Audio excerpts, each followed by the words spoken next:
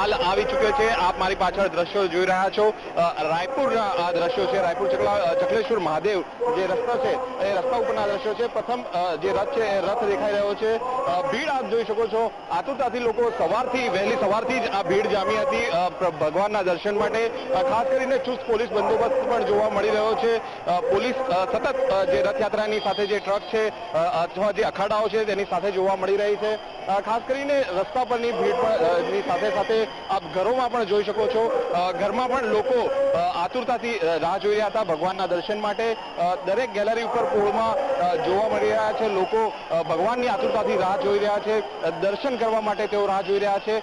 તમામ જે જગ્યાએ આ પ્રકારના દ્રશ્યો જોવા મળી રહ્યા છે। હાલ અમારી ટીમ જ્યાં તે છે ત્યાં પણ જે આ પ્રકારના જે દ્રશ્યો છે એ દ્રશ્યો જોવા મળી રહ્યા છે। જે ધાબા ઉપર જ લોકો ભગવાન જગન્નાથની જે યાત્રાના દર્શન માટે તે લોકો રાહ જોઈ રહ્યા છે। ઘણા વર્ષોથી આ લોકો અહીંયા રહે છે અને દર વર્ષે ખાસ કરીને ભગવાન જગન્નાથની જે રથયાત્રા છે રથયાત્રાના દર્શન માટે આવે છે।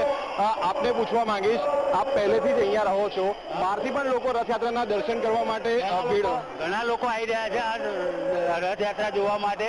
બરોબર છે, 140મી રથયાત્રા છે। બહુ જ આનંદ લે છે લોકો આવીને શાંતિથી રથયાત્રા જોઈ ને ખૂબ મજા લઈને જાય છે।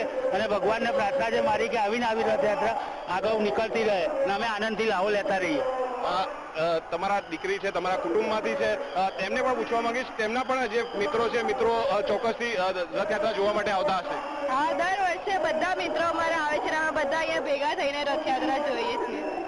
ઉત્તરાયણનો સમય હોય છે, ઉત્તરાયણનો સમય હોય છે અને બીજો આ જે તહેવાર છે રથયાત્રાનો છે તેમાં તમારા મિત્રો ચોક્કસથી દર્શન કરવા માટે અહીંયા આવતા હશે। હા, મારા દરેક મિત્રો અહીંયા આવે છે ઉત્તરાયણમાં અને રથયાત્રામાં પણ। સવારથી વહેલા લોકો આવી જાય છે અને અહીંયા ઉભા રહે છે રથયાત્રાના દર્શન કરવા માટે। જય રણછોડ। ફરી એકવાર આપણે જે દ્રશ્યો છે રથના દ્રશ્યો બતાવવા માંગીશ। ભગવાન જગન્નાથના જે દર્શન માટે જે ભીડ ઉમટી રહી છે એ આપ જોઈ શકો છો। જે રથ છે એ રથ ઊભો રહી ગયો છે, થોભી ગયો છે અને ભગવાનના દર્શન માટે પોળમાંથી હજારોની સંખ્યામાં લોકો બહાર આવી ગયા છે।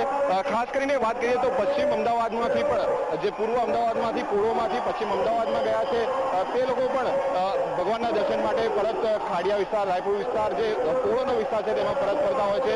હાલ રથની અંદર આપ જોઈ શકો છો જે સ્થાનિક ધારાસભ્ય છે ભૂષણભાઈ ભટ્ટ, તેઓએ ભગવાનના જે દર્શન કર્યા છે, ફુલહાર કર્યા છે અને જે કલાકાર છે એ કલાકાર પણ જે રથની અંદર જોવા મળી રહ્યા છે।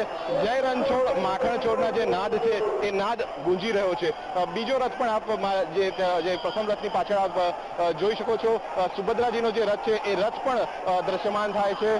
સમગ્ર રસ્તા ઉપર આપ જોઈ શકો છો હજારોની સંખ્યામાં લોકો રસ્તા ઉપર ઉતરી આવ્યા છે પ્રભુના દર્શન માટે। મકાનો ઉપર પણ ભીડ જોવા મળી રહી છે દર્શનના માટે। જય રણછોડ માખણ છોડના જે નાદ છે એ નાદ